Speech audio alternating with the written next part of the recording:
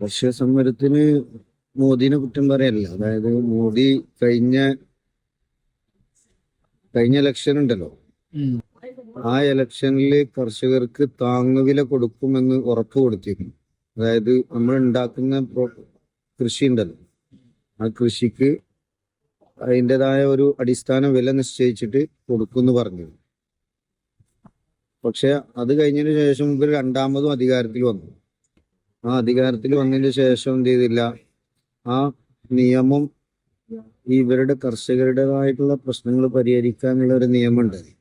ആ നിയമം ലംഘിച്ചും ചെയ്തു, അതുപോലെ താങ്ങുവില കൊടുത്തതുമില്ല. അതുകൊണ്ടാണ് ഇപ്പൊ രണ്ടാമത് പഞ്ചാബിൽ നിന്നും ഹരിയാനയിൽ നിന്നൊക്കെ കർഷകർ ഡൽഹിക്ക് സമരം ചെയ്യാൻ വേണ്ടി പോകുന്നത്. അതല്ല ഞാൻ ചോദിക്കുന്നത്, പ്രധാനമന്ത്രി ഇപ്പൊ നമ്മളൊരു ആളെ എതിർക്കുമ്പോൾ അയാള് എന്ത് ചെയ്തില്ല, അതല്ലെങ്കിൽ പ്രത്യേകിച്ച് രാഷ്ട്രീയക്കാരെന്നുള്ള നിലക്ക് നോക്കുമ്പോൾ നൽകുന്ന വാഗ്ദാനങ്ങൾ അവർ നിറവേറ്റുന്നുണ്ടോ എന്നാണ് നമ്മൾ നോക്കുന്നത്. മോദി എവിടെയും രേഖയിൽ നമ്മളെ പട്ടിണി മാറ്റാമെന്നും അല്ലെങ്കിൽ നാട്ടിലെ വിദ്യാഭ്യാസം പുരോഗതിയിൽ കൊണ്ടുവരാമെന്നൊന്നും മോദി പറഞ്ഞിട്ടില്ല.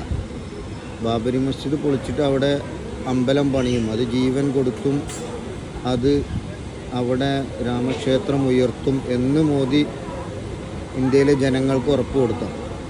അത് ചെയ്തിട്ടുണ്ട്. അപ്പോൾ ഇത്ര കാലത്തുള്ള ജവഹർലാൽ നെഹ്റു മുതൽ ഇപ്പോൾ നരേന്ദ്രമോദി രണ്ടാം ഗവൺമെൻറ് വരെയുള്ള പ്രധാനമന്ത്രിമാരിൽ കൊടുത്ത വാഗ്ദാനം അക്ഷരം പ്രതി പാലിച്ച ഒരു പ്രധാനമന്ത്രി മോദിയാണ്. അതുകൊണ്ട് അതിലും ഇപ്പം നമ്മൾ അഭിനന്ദിക്കും.